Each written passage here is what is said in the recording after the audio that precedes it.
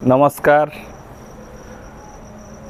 आम्भे कार्तिक मास समय एक दिव्य वार्ता रखिया चाहिलु संसार सामने, किंतु से दिव्य वार्ताटी बहुत चिंता करी ताको ऊह्य करथिली। आज ताको परिप्रकाश करुअछि। जेतबळे कार्तिक मासरे आम्भे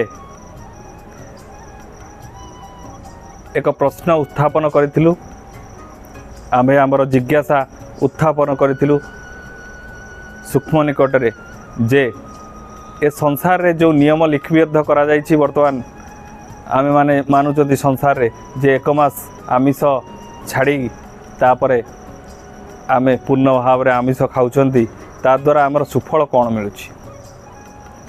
तो आमको जो से उदाहरण मान देइथिले बा जहाँ भी आमको सूक्ष्म सूचना मान होइतिला से संबंध में आम पूर्णांग तो कहि परिबु नाही, केवल संक्षेप रे कहूचु जे से आमको एक वार्ता प्रदान करथिले।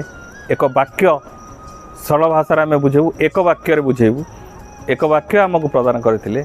जदि जड़े आमिष थरे स्पर्श करे, जदि आमिष थरे भक्षण करे, ताहले तार 7 वर्ष पर्यंत कौनसी कार्य से करिपरिबा नाही। दिव्य कार्य से 7 वर्ष पर्यंत करिपरिबा नाही।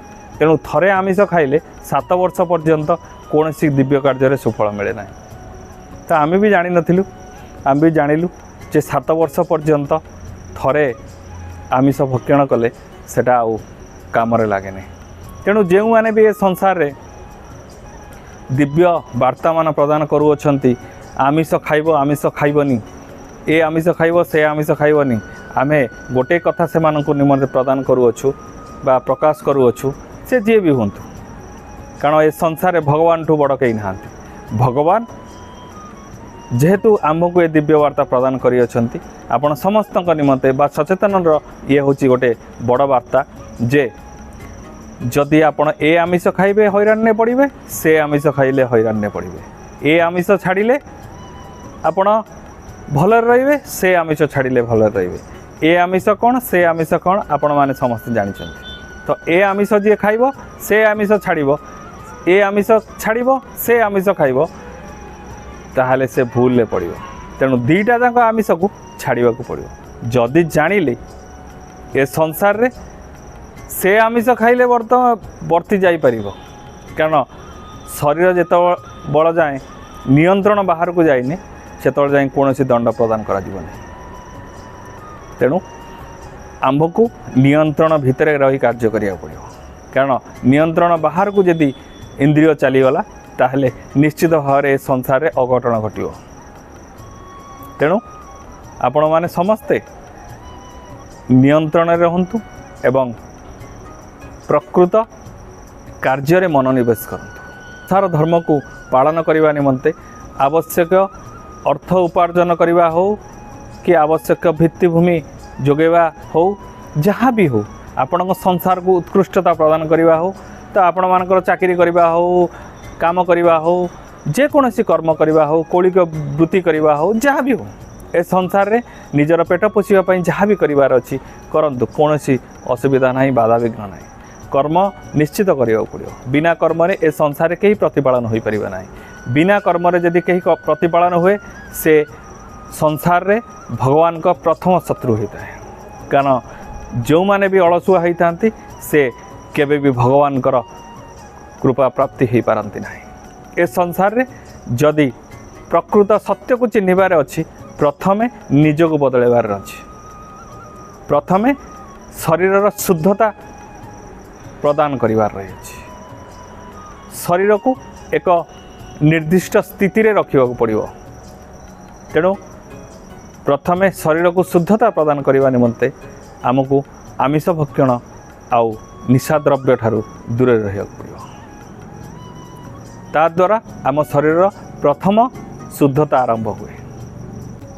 जदि आमे आमिष भक्षण आउ निशा द्रव्य छाड़ी दियंती, ता द्वारा आमर शरीर शुद्धता आरंभ होता है।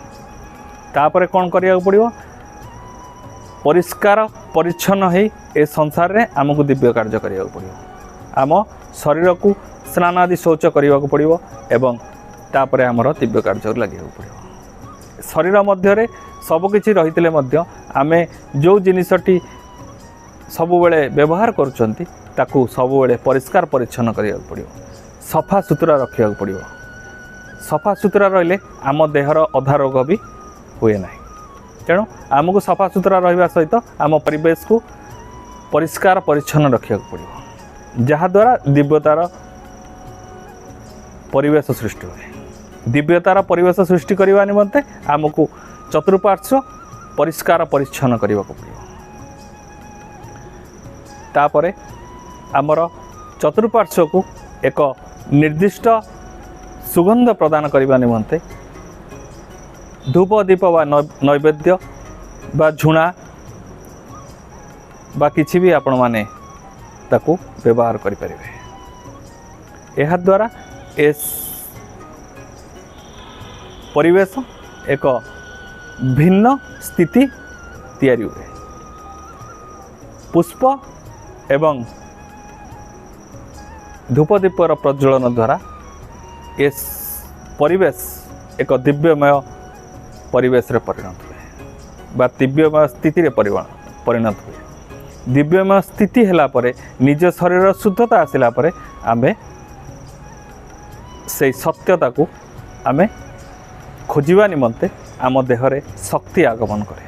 प्रथमे शक्ति आगमन कले आमे आगो को बढ़िबा, कारण ऐश्वर्गिक शक्ति बिना से परम पुरुषंकर प्रकृत शक्ति बिना आम्भे से सत्य को खोजी परिबा नाही। तेणु तांकर शक्ति आम शरीर को जितेबाला आगमन करिवो सेतेबाला आमे एक निर्दिष्ट धारा बा मार्ग रे चलिबा को आरंभ करिबा। से निर्दिष्ट धारा को जितेबाला चलिबा को आरंभ करिबा आम्भे आपे आपे मायारु दूरीभूत होई सत्य को आगमन करजिबा। तेणु मायारु सत्य को जेहेतु वर्तमान गमन करिवार समय आगमन करछि, तेणु मायार स्थिति को धीरे धीरे अपसारण करिवार रही अछि। जो माने मायार स्थिति को पूर्ण भाव रे एवं अनियंत्रित भाव रे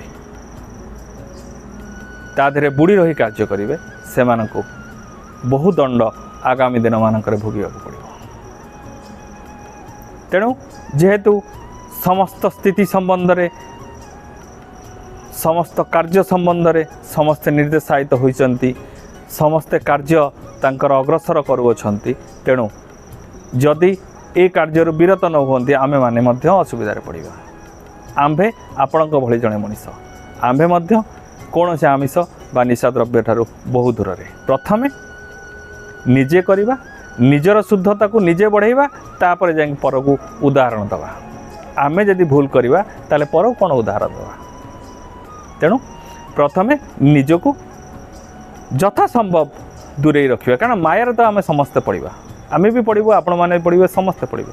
किंतु आमे माया को धीरे धीरे काटिबा को चेष्टा करिबा। आमे भी कहूनु आमे भी भगवान नो, आमे भी पूर्ण माया को त्याग करि परिबो नै। कारण संसार आमे भी कार्य करुथवारु आमको से माया भितर पतित होई तारी मध्य चलिबा को पड़िबो। तेणु आमे जदि दिव्यतार रास्तार चलिबा को आरंभ करिबा, धीरे धीरे धीरे धीरे माया अपसरि जिवो। पूर्णांग माया अपसरण हवा निमंते समय लागिबो। आमे कोनोसी कार्य करिबा गले सेतिबाई समय लागिबो। आमे आजि चाहिले सबु जिनस को एका संगे छाड़ी परिबा नै। आमे धीरे धीरे धीरे धीरे धीरे से माया कबलरू अपसारण हवा। आमे प्रथमे चेष्टा आरंभ करिबा। आमे जदि चेष्टा नाही, आमे जदि मनोनिवेश करि परिबानी, आमे केबे भी सफल होई परिबा नै। तेणु समस्त कार्य करिबा निमंते आमको चेष्टा करिया पड़िबो। प्रकृत चेष्टा करिबा द्वारा प्रथमे मनरे दृढ़ता दरकार जे हाँ आमे पारिबो। ए संसार रे कोनोसी कार्य करिबा निमंते मनरे जदि दृढ़ता नाही ताहले केबे भी से कार्य सफल होई परिबा नै। प्रथमे निज मन को पॉजिटिव नबाक पड़िबो। पॉजिटिव धारा रे जदि आपण माने चलिबे निश्चित भाव रे आपण से कार्य सफल होबो। तेणु आमे माने प्रथमे आरंभ करिया पड़िबो। आरंभ कले आमे शेष पर्यंत जाई परिबा। आमे 2 थर 3 थर 4 थर 5 थर करी छाड़ी छाड़ी धीरे धीरे 7 दिन जांग छाड़ी परिबा। तेणु आम्भे आपण मानकु कोनोसी भूल बाटरे नबुनी। ए संसार प्रकृत स्थिति संबंध रे आपण ज्ञात करोछु। कारण आमे जदि भूल बाटरे जिबा आमर असुविधा आमे डाकिबा आमे